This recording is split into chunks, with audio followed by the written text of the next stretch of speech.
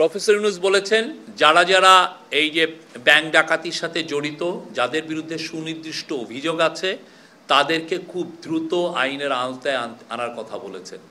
তারা যেন আইনের আওতার বাইরে না থাকে, যে করেই হোক তাদেরকে আইনের আওতায় আনার জন্য উনি এমফাসিস দিয়েছেন। উনি বলেছেন যে এটা খুব যারা এই কাজগুলো করছে তারা আসলে বাংলাদেশের সাধারণ মানুষের টাকাটা মেরে দিয়েছে। তো তাদেরকে যে করেই হোক, যারা যারা এখানে আছেন যে করে হোক তাদেরকে যেন আইনের আওতায় আনা হয়। তো সেক্ষেত্রে বাংলাদেশ ব্যাংকের গভর্নর জানিয়েছেন যে এস আলম গ্রুপ, আপনি জানেন এস আলমের বাংলাদেশে যত অ্যাসেট আছে সব ফ্রোজেন করা হয়েছে, অ্যাটাচ করা হয়েছে। হ্যাঁ, তারপরে নগদের বিরুদ্ধেও কিছু অ্যাকশন নেওয়া হয়েছে। তারপরে অ্যাসেট যেগুলো বাইরে যেগুলো চলে গেছে সেগুলোর বিষয়েও একটা বিশদ আলোচনা হয়েছে। সেটার মধ্যে জানানো হয়েছে যে আপনি জানেন যে ইংল্যান্ডের একটা প্রতিষ্ঠান এসে বাংলাদেশে, তাদের প্রতিনিধি এসে বাংলাদেশে ঘুরে গেছেন। এখন সুইজারল্যান্ডের একটা টিম আসছেন বাংলাদেশে, এবং আমরা ইউএসের সাথে কথা বলছি, আমরা কানাডার সাথে কথা বলছি যে করে হোক বাংলাদেশের যে টাকাটা চলে গেছে, যেটা হোয়াইট পেপারে এসছে যে $234 বিলিয়ন, সেটা কিভাবে বাংলাদেশে ফেরানো যায়।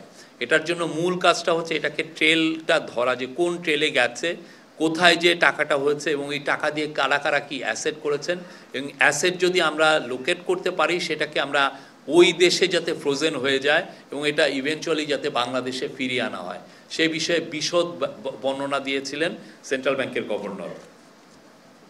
উনি বলেছেন যে আমরা 12টি যারা অলিগার্ক বা বড় যারা এই ব্যাংকিং সিস্টেমের থেকে লুটপাটের সাথে যারা জড়িত বা বিদেশে টাকা নিয়ে গেছেন, এদেরকে আইডেন্টিফাই করা হয়েছে, এবং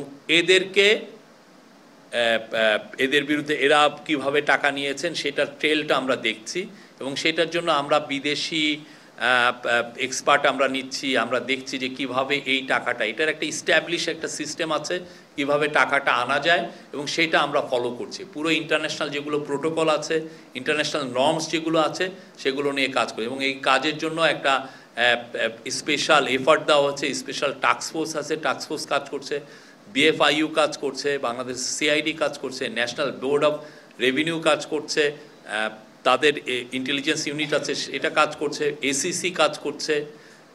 সবাই একসাথে এফার্ট দিচ্ছেন এই টাকাটা, এটা একটা আমাদের খুব টপ প্রায়োরিটি।